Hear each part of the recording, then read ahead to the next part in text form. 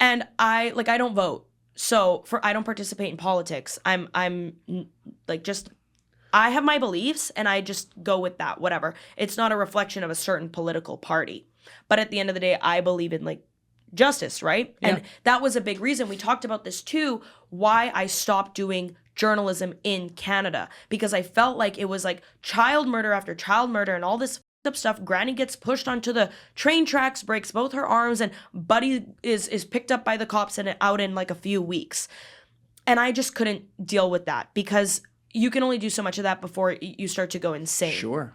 And so, anyways, now you have this big beast in Canada of cartels operating there with organized crime groups that were operating with no problem. And now you add cartels into that mix. Be so for real. You really think, let me give a great example of this, okay? And this really stood out to me and I hope I can get it across. When the head of the RCMP a few weeks or months ago was questioned, how many individual organized crime groups are operating currently in Canada? I don't know off the top of my head. Keep in mind that prior to this, CSIS, which is basically Canadian like intelligence, had released a report detailing organized crime groups operating in Canada, okay? Just keep that in mind. So also for viewer context, RCMP is our national police force, the Royal Canadian Mounted Police. And the head of this police force is being asked how many. So he, I don't know, kind of stumbling. The question is clarified. Could you give us maybe a ballpark number of how many individual organized crime groups there are in Canada right now? Off the top of my head, maybe 4,000. 4,000. 4,000 says that number. Whoa. Deadass. And the viewers are going to hate that language. And they hate when I do that. And then, so the person who's asking goes, okay, 4,000? With 4,000 individual organized crime groups with their own individual leadership and networks. And he says, yeah, about 4,000. That CSIS report that had just come out detailed 668 organized crime groups. So how the do you expect Canadian law enforcement to tackle a problem that they don't even have proper intel or communications on? 4,000 sounds crazy. And so blown out of proportion compared to 668. Also, I mean, let's be so for real for a moment. If 4,000 individual organized crime groups were operating in Canada, that's like gangland. Yeah. Are you kidding me? Oh, it's nuts, yeah. 4,000, like the world would know about that. Like, be so for real right now. There's not even 4,000 individual cartels operating in Mexico. And you're trying to tell me that there's 4,000 OCGs in Canada? Oh, come on. Like, I couldn't even wrap my head around that answer. I was like, resign right now. Yeah. But, so this is a huge problem. And it's feeding the fentanyl crisis. And I know that this doesn't get clicks, but the point is the reason why this has become an issue, the cartels and the fentanyl, is because so many tens of thousands of people are dying on an annual basis. And More than that. More than that. Yeah. Okay, if we're talking in the context, right? Yeah. So in COVID, actually, in Canada, in BC, which is the West Coast, the province that Vancouver is in. British Columbia? Yes. See, I know my shit. Good job. Yeah. You could be basically Canadian. 4.5 gold stars. Welcome over. So this is basically where the cartel started their operations, and that's because we have the Port of Vancouver. And now, if you want an accurate less than 1% number, less than 1% of all cargo that's coming into the Port of Vancouver is searched. Yep. Let that sink in, everyone. Less than 1%. How's that even? I mean, it's a port. It's got customs there. Mm-hmm. How do we know that number? Because it's a legit number. Find it.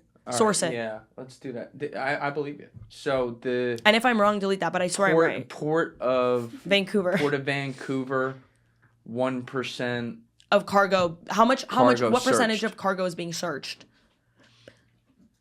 Do we know what's causing that incompetency at all, or just?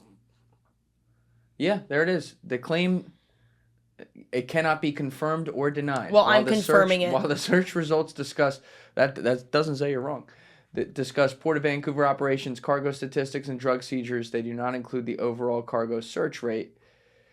The Canada Border Systems Agency performs customs exams on shipments often based on algorithms and risk factors. All right, so they're already dumbing it down and saying like, all right, we're only going to check these But it is less than 1% because I discussed this number with my organized crime law enforcement guy, and he's like, yes. And he gave me 100% yes. Okay. It's less than 1%.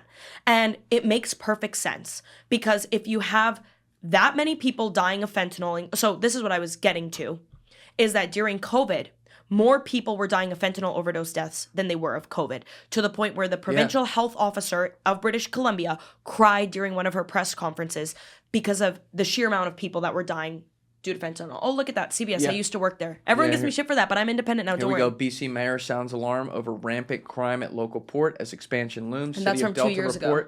Says CBSA checks less than 1% of container traffic coming through regional ports. Yep, there you go. Yeah. So, one thing I'm not is a liar.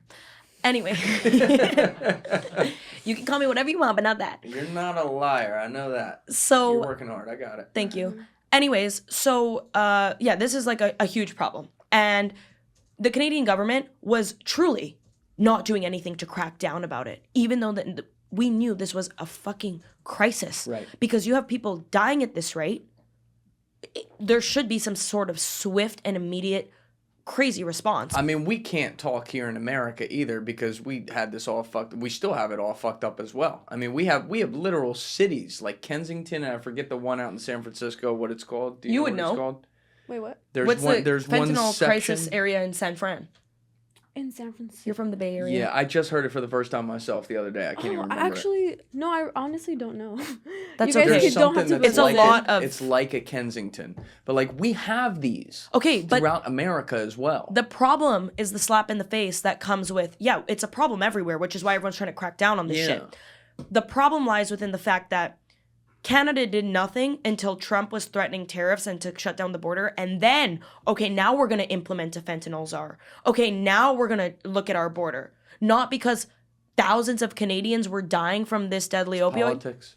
Yeah, that's bullshit. It's total bullshit. It's bullshit. That's how they are. And then they make this guy the fentanyl czar. Make me the fentanyl czar, for fuck's sakes. You guys were denying for the longest time. No, I'm not even joking about this. Because you guys were denying for the longest time when I was first doing the reporting on cartels in Canada and the production of fentanyl domestically, and I was reaching out to RCMP and I'm trying to get information. I'm literally having police tell me to my face, if this was really happening, we would know about it. There's no cartels. We don't have any cases to use as examples for you to tell you that we have made arrests or shut down fentanyl labs in connection with Mexican cartels. Why? Not because it doesn't exist, but because they're not gathering that data. Yeah, you've been there.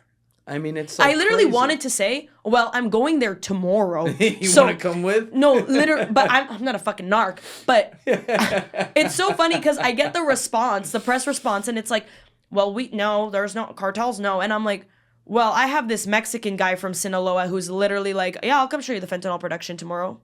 Now, how again are the cartel guys getting... So, I would imagine some of them are maybe literally coming through the port of Vancouver, but are No, they're a lot flying. of them... They were flying. So they're flying. It was no problem. They're flying from Mexico to Canada and no problem. It was no problem. They were because of the visa requirement. But now there is a visa requirement. It just got re-implemented, I want to say a little over a year ago. And so now there's more checks and balances. It'll be a little bit harder because they want to know, okay, what are you coming for? How much money do you have on you? They have to check you before you even get on that flight. So, but for the longest time, it was no problem. And also because Canada was beers and hockey. Nobody thought that the cartels were going to move their operations up north. That's exactly the perfect fucking recipe for that for that to happen. Great cover. I would have done the same thing. Yeah, it's genius business model. So yeah, we have to stop. It's so easy to just be like, oh, these criminals and these criminal organizations, but like, you know, you don't want to give them credit because they're terrible people. But yeah, but I give them credit. They're fucking smart. They know what they're doing. They run it like a Fortune 500. Yes. And it's international. And I'm not being a spokesperson for the cartels being like, hoorah, look at how they go. And my reporting reflects that. Oh, I know. Thanks. Yeah. But you can certainly say, yeah, they're fucking killing it. Literally. Sorry. That got dark fast. Yeah, but you appreciate that, so it's okay. I can be like that. Yeah. So yeah, the Canadian thing is a major problem, and I'll keep reporting on it because I personally think it's just going to continue to get worse because the southern border at this point, well, the border, your guys' borders says that it's 96% locked down, which...